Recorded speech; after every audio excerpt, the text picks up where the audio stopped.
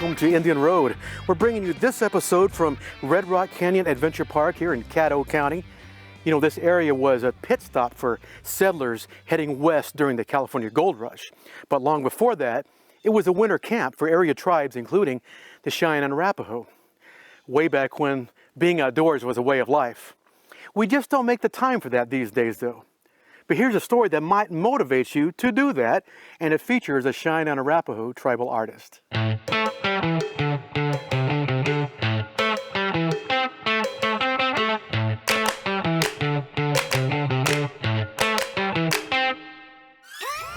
I'm kind of a native pop artist. I draw different popular culture characters, and SpongeBob, Mickey Mouse, and give them a little spin to them. Adam Youngbear has been sketching and drawing as long as he can remember. His specialty has always been cartoon characters, and he's created much of what you see right here on our children's show, Frybird Flats. Hey, come on in. My name is Raven. Hold on, let me greet you in Cheyenne. If it is Shiv. Wasam. Huwata. Ina huwata ana. Nuts. Nish. Nahe. Niv.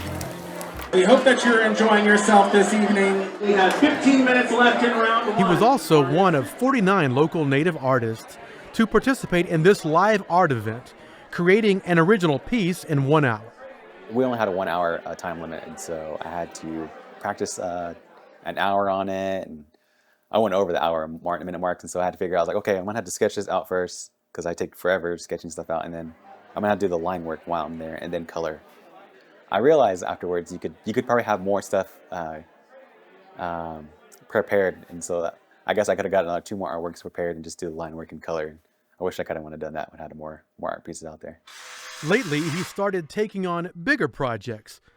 In fact, much bigger projects. This is the newest fitness court in El Reno, Oklahoma. What exactly is a fitness court, you ask? Redesigned for the 21st century, the fitness court is the world's best outdoor gym. Our 7-movement, 7-minute system allows you to use your own body weight to get the perfect workout. These courts were created to encourage the public to get outside and move with no gym memberships or even weights required. The courts also provide large opportunities for local artists to have their work seen in communities across the United States. Now, that list includes Cheyenne and Arapaho tribal member Adam Youngbear. It was a different style of art that I'm not too comfortable with. It's usually a hand figure drawing people, places, animals. I don't draw big, huge murals. That was something a little intimidating. The fitness court is more than just a collection of equipment. It's a symbol of possibility and a reminder that our health is in our hands. When Marcos came up to ask me, hey, can you draw some murals? I was like, thought about it, maybe a couple hours. I talked to my wife. My wife usually talks me into stuff. An invitation to reimagine how we care for our bodies and minds. I thought to myself, maybe I need to do it because a lot of the good things that come in my life or something that gets me out of my comfort zone. I want to say thank you to Marcos, Diabetes Awareness Program, National Fitness Campaign, Blue Cross Blue Shield, and the City of El Reno for giving the opportunity to create these 2 artworks and designs. The Cheyenne and Arapaho tribes helped sponsor 2 fitness courts with 2 different designs in 2 different communities. This one in El Reno. I try to incorporate both the Cheyenne and Arapaho elements of our tribes in each of these designs. El Reno Indians, so I try to draw some chiefs for them and try to incorporate all of the elements. Buffalo are important to us. Put the buffalo in there. We have 4 to 4 stars. And this installment at the Tribal Community Center in Geary, Oklahoma, where the local high school's mascot is the bison. I thought of how our people were nomadic and we followed the buffalo. And so that was my kind of idea of we're inside the buffalo, following its trail. We got the buffalo tracks, buffalo trails. We're not really necessarily hunting this one. We're actually just following it, to figure out where we're going to be.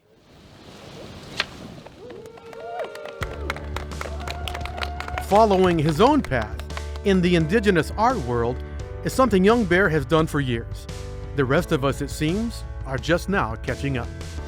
Kind of want to do my art to make people happy. You know, if I can get people to ask questions about artwork or get a laugh out of it, I think that's more fulfilling than anything else I could think of. You know, as long as people are happy with my artwork, people enjoy it, I think I'm in a pretty good place.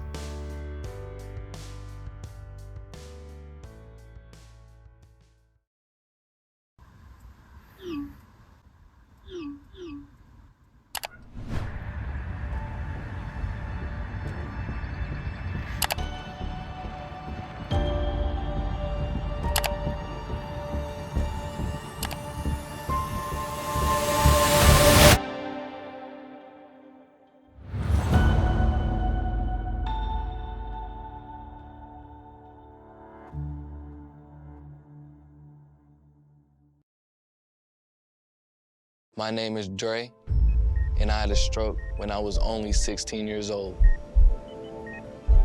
I don't know if Dre would be here today if it wasn't for the work that the American Heart Association has done. The American Heart Association supports life-saving research that leads to medical breakthroughs, educating people on prevention and early detection, and working every day to find treatments and cures so you and your loved ones can live happier, healthier lives. To learn more, go to heart.org today.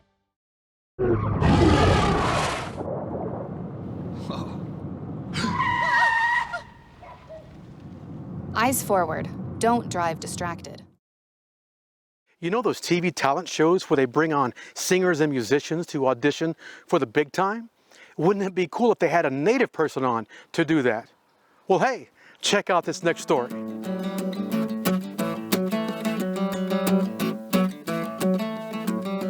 There is nothing that is wrong with wanting you to stay here with me.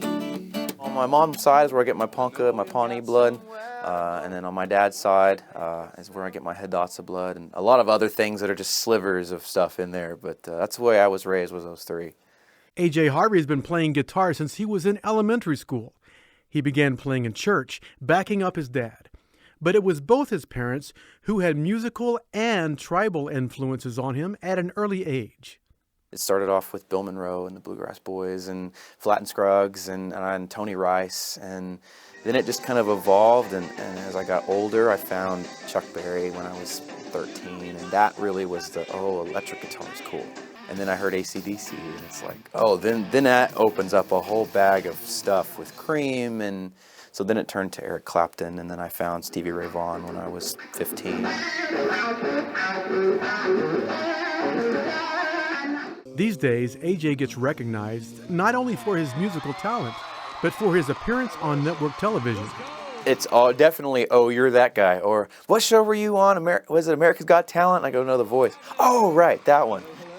AJ made his debut on The Voice in spring of 2024.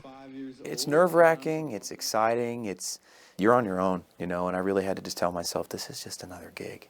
And, you know, But it's not. But it's not. Exactly, it's not. And so there's a nice bliss of knowing that, like, this could make or break it. If you're traveling the North Country Fair,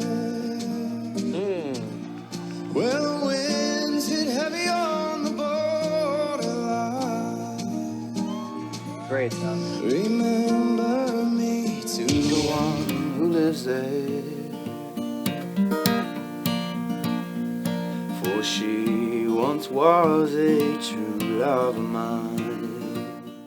It's like summer camp out there, your first month. You know, the way their filming schedule is, it's back to back to back, season after season after season, and so, you know, they all kind of huddle you into this dorm-like setting, and where everyone's down the hallway, they're singing, they're rehearsing, and there's obviously people who take it super serious, and there's people who've never played in front of a live crowd before. New York City. My name is AJ. I knew that I would not be playing live shows for a while, and so I said, well, let's get together, let's have everyone come together, and if you write songs, if you play, if you just want to sit and hang out with everybody, come over to my hotel room. And it ended up being 2 or 3 times we did this, just in that first month. How many people showed up? It looks like there's about 30 people. Oh, there's about 35, I think, in that picture, and and it's crazy because the person that went on to win my season was sitting in that room. And if you look at the picture closely, you'll see AJ is the only Native person in the room. There were moments for sure where I felt like, okay, now I have to put that cap on of, well, now I'm the Indian guy, and that was almost a sense of comfort too. And like I said, you go out there and it's in like a summer camp thing, but you quickly find out, oh, I'm the only Indian guy here. Well, they'll keep me on for at least an episode, and so it gave me a sense of comfort of knowing, well, I've got a good little chance. He did make it to the battle round where he was paired with Anya Troop. However, it didn't quite turn out the way many had hoped.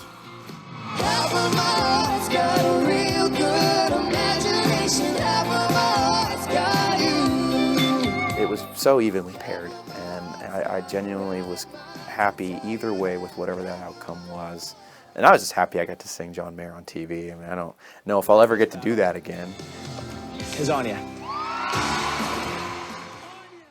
AJ's gotten some serious mileage out of his time on The Voice.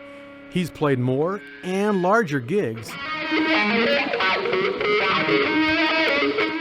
He even performed in front of a packed arena during halftime of an Oklahoma City Thunder game for Native American Heritage Night.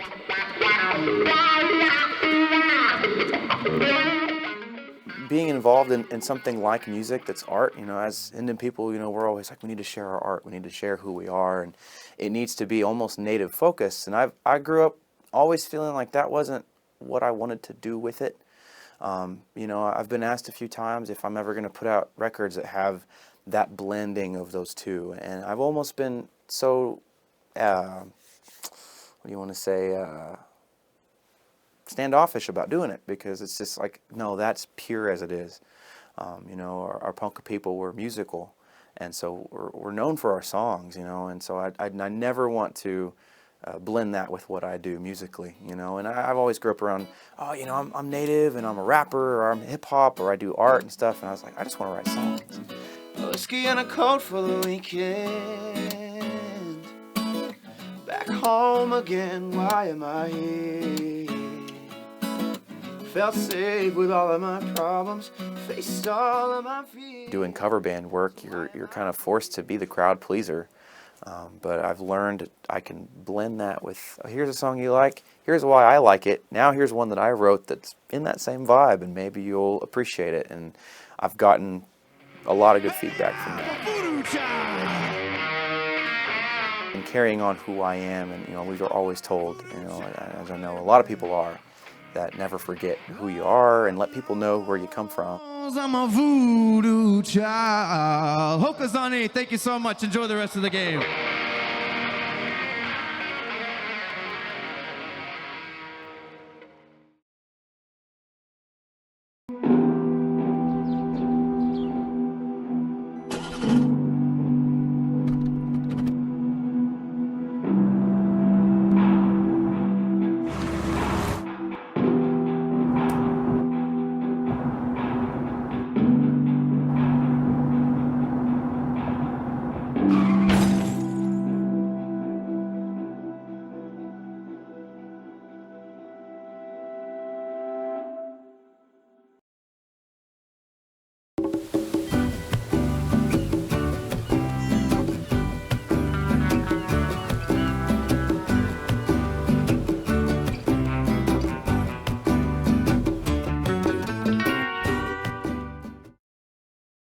I think it's just vapor and flavors. It won't hurt my kid like cigarettes. Get your head out of the cloud. Talk to your kid about vaping. Visit talkaboutvaping.org. When you hear the word community, do you think of a physical place? Or do you think about the groups of people that actually make up that community?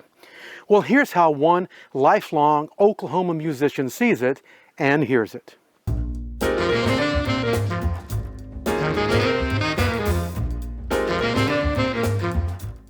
Having taught kids all those years, I had a lot of different cultures in band, and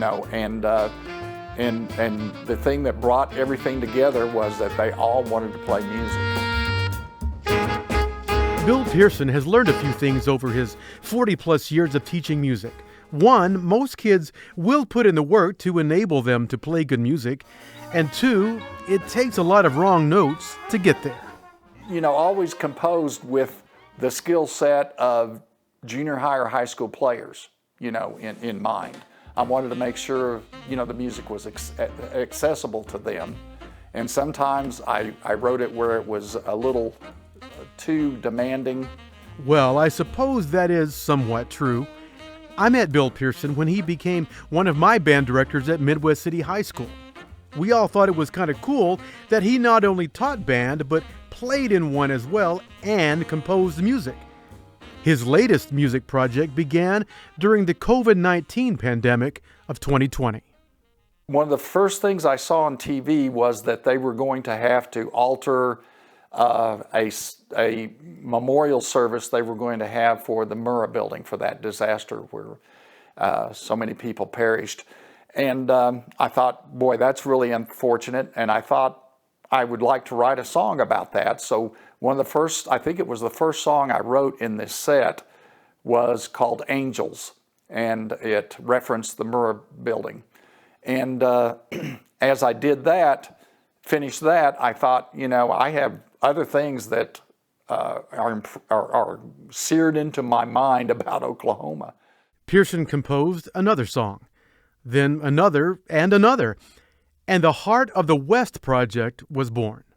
You know, if you write poetry or you paint or you sculpt, you know, you do what you know. And, you know, if you're a musician and you're going to write a song, you write what you know.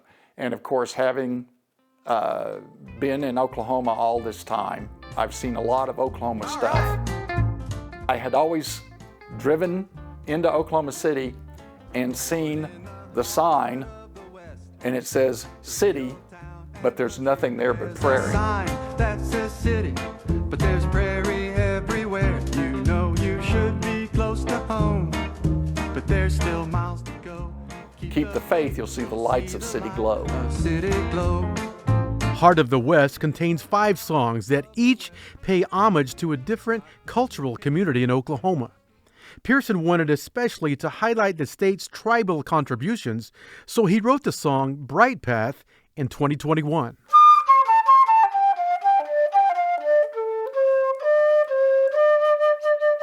So that's the tonality of the Dorian mode.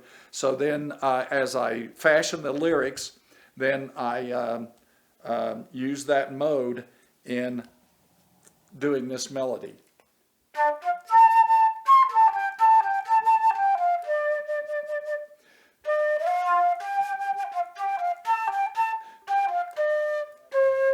Nothing else, but I knew from the outset that the name of the song was going to be Bright Path, because Bright Path is Jim Thorpe's Sac and Fox Indian name.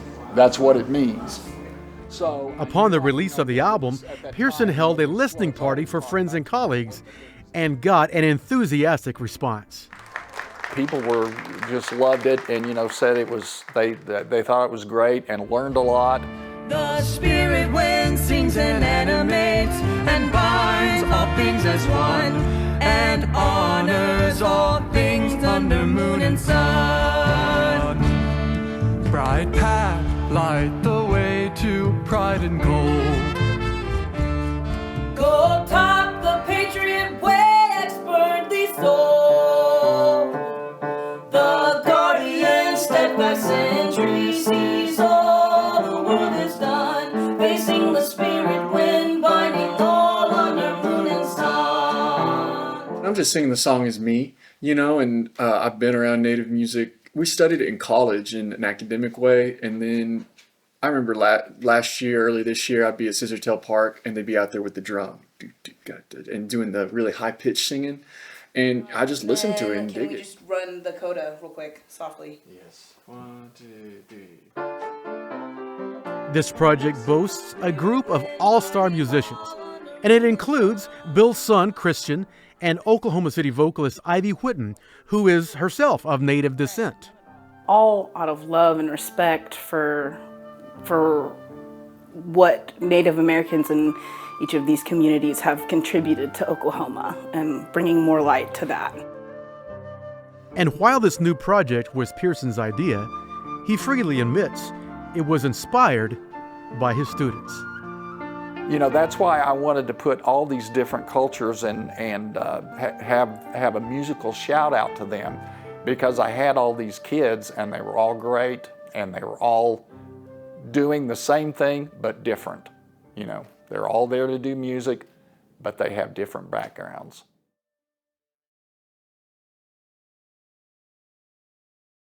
I think it's just vapor and flavors. It won't hurt my kid like cigarettes. Get your head out of the cloud. Talk to your kid about vaping. Visit talkaboutvaping.org.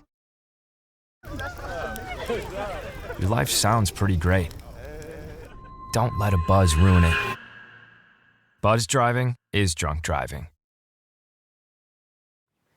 Here's some trivia for you. Since 1959, the U.S. has produced over 350 NASA astronauts, and 8 of them are from right here in Oklahoma. We can also claim the first and only Native American astronaut. And for him, it was a long way from Wetumpka to outer space.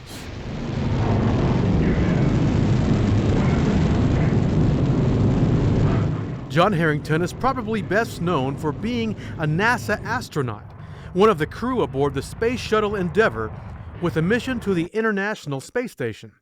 It's a memory and a story everyone wants to hear. And those memories really stick with you, and I think that's one of the things about what we get a chance to do. I get to recreate this quite a bit, right?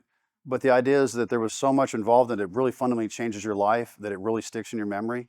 So when you share that story, it feels like it was just yesterday.